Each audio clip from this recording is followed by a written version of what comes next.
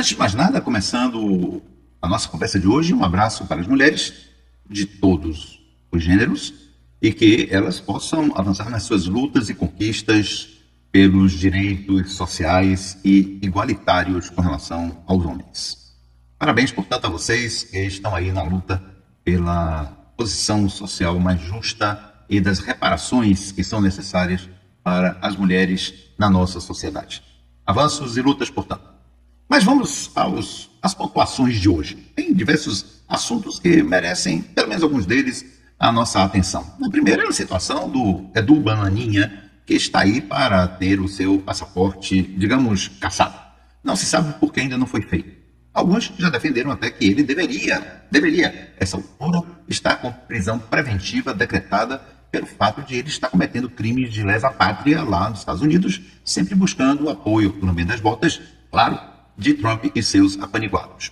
A esta altura, portanto, não haveria muita dúvida o que fazer com esta criatura inominável, filho daquele outro inominável. A gente sabe que, no fundo, ele não está querendo bem para o Brasil, nem para o povo brasileiro de forma nenhuma. O que ele está querendo é o bem para o seu pai, que deverá ser condenado e preso, sabe-se lá por quanto tempo. Estamos à espera disso. Portanto, o Edu Bananinha e todos aqueles que se assemelham são traidores da pátria. E a gente localiza isto muito bem nessa extrema-direita que persiste em fazer banzé e panavoeiro no nosso país. Vamos esperar, vamos aguardar. E por falar em aguardar e esperar, estamos esperando que este processo contra o inelegível comece a rodar logo neste STF.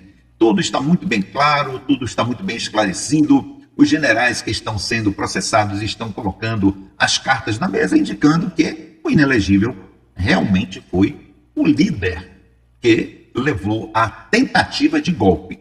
Não houve golpe. Se houvesse, provavelmente este que está lhes falando não estaria aqui. Provavelmente as pessoas progressistas e de esquerda, até de centro ou de direita, não estariam nas redes sociais porque estariam silenciadas, presas ou mortas. Porque é assim que uma ditadura militar, uma ditadura funciona. Matar os seus oponentes.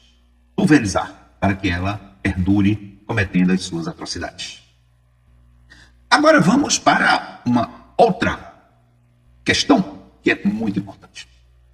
Lula abriu para importações de elementos essenciais da cesta básica aqui para o nosso país. Sim, porque o governo não tem estoques reguladores, desde que Temer e depois o Bolsonaro vendeu todos os estoques reguladores que nós tínhamos e os silos para armazená-los, fazendo com que o Brasil ficasse entregue à sanha, sim, daqueles que são os fornecedores de alimentos para o nosso país, a entender os grandes produtores do agronegócio.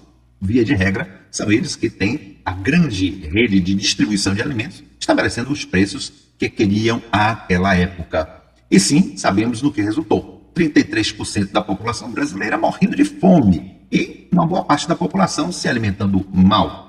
Bom, veio Lula e ele prometeu, e já cumpriu, baixar o preço da cesta básica para a população. Ocorre que, nessa conquista que foi obtida no Congresso, as forças de sempre, a entender-se, os grandes produtores, os donos de supermercado, forçaram os preços para cima para fazer falir o projeto de Lula, de sorte que ele não tenha popularidade e abra espaço assim para que, nesse próximo 2026, a direita ou a extrema-direita, com as suas falsas promessas, possa voltar ao poder, seja com quem for. Eles estão apostando no próprio Bolsonaro, já que também apostam numa reviravolta advinda, inclusive dos Estados Unidos, para colocar Bolsonaro na presidência do Brasil. Então, tudo que é possível é feito para desmantelar os projetos sociais, os projetos que visam o bem da população, inclusive no campo da alimentação, da cesta básica. Ante isso, Lula acertadamente, porque não tem silos e não tem alimentos estocados para oferecer para regular os preços, faz a importação com tarifa zero. E aí, claro, o agronegócio, os grandes negociantes de alimentos, os supermercados e todos aqueles que são apaniguados a estas forças, digamos, econômicas, financeiras do país, a entender-se, por exemplo, a rede Bloblo, deu para entender? A rede Bloblo e seus servos do da Casa Grande da elite, eles começam a fazer críticas severas a Lula, dizendo que isto é absurdo, isto é uma traição à indústria de alimentos do país, enfim. Mas Lula faz certo. Ele está mostrando que este jogo sujo, que o agro, que é ligado à extrema-direita, os grandes negociantes de carne, de café, de alimentos de forma geral, que são ligados à extrema-direita, eles podem perder o jogo se o governo determina a importação para baixar o preço de alimentos. E quem sabe, de repente, estejamos comendo carne, estejamos tomando café, estejamos consumindo arroz, milho, farinhas, etc., muito menores do que as produzidas no país. Quem sabe? Mas Lula acerta mais uma vez e desmonta esta lógica cínica, fascínora, que as grandes indústrias de alimentos, que os grandes comerciantes de alimentos impõem à população brasileira. E para completar e entendermos do que se trata essa jogatina desavergonhada da extrema-direita, Lula propôs aos governos estaduais que diminuísse o ICMS sobre os alimentos, principalmente para a cesta básica. Sabe quem negou isso? Justamente os governadores do sul do país. O do Paraná, o de Santa Catarina e o do Rio Grande do Sul. Está claro o que é que eles querem, o que é que eles pretendem. Talvez matar de fome o povo do sul do país, quem sabe? Mas, sobretudo, para fazer ver que o governo Lula é incompetente porque deixou o preço dos alimentos subirem. Não, a culpa dos preços altos dos alimentos, do café e da carne não é de Lula. É dos produtores, é de quem comercia e é dos governantes que impõem taxas altas de ICMS sobre esses alimentos que chega no consumidor final com preços elevados. Lula está fazendo a parte dele, esperamos que tenha sucesso. O terceiro ponto está ligado a um plano mais geral, fora do nosso país. Não, eu não sou analista internacional, eu não sou formado em política internacional, mas sou um observador, eu escuto, vejo as notícias e com uma inteligência mediana dá para entender que a extrema-direita nazifascista e o seu projeto está se comendo uns aos outros no fígado no plano externo. As posições enlouquecidas do governante americano e toda a sua trupe também enlouquecida está desorganizando mais ainda a economia internacional e também o plano internacional das relações.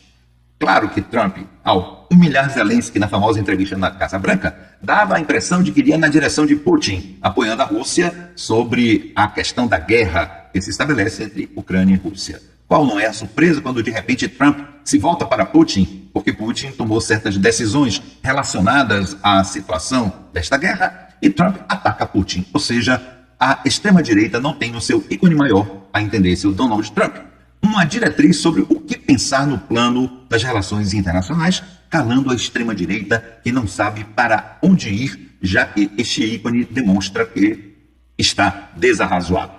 A ideia fundamental de Trump é derrubar as economias de forma geral, na Europa, aqui nas Américas e, claro, no Oriente, de sorte a estabelecer os Estados Unidos como o principal polo econômico do mundo. Não está dando resultado.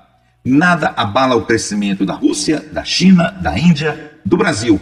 Dos 5 maiores PIBs em crescimento em 2024, 4 são do BRICS. Apenas a Dinamarca, que está no 4º lugar à frente do Brasil, é que pertence a um outro bloco econômico, porque ainda não se juntou ao BRICS. Espera-se que em breve.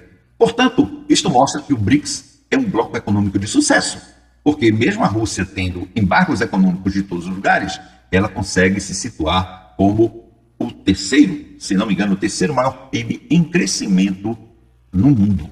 Ou seja, aonde a Rússia negociou, aonde a Rússia pôde vender produtos e importar produtos, claro, do bloco no qual ela integra. Portanto, o BRICS segue avante para desmontar, e esperamos que seja o mais breve possível, o império nefasto que os Estados Unidos exerceram durante todos esses anos, a partir do final da Segunda Guerra Mundial.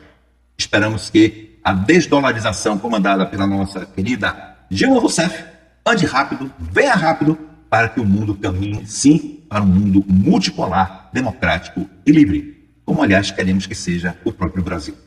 Um abraço, até outra oportunidade.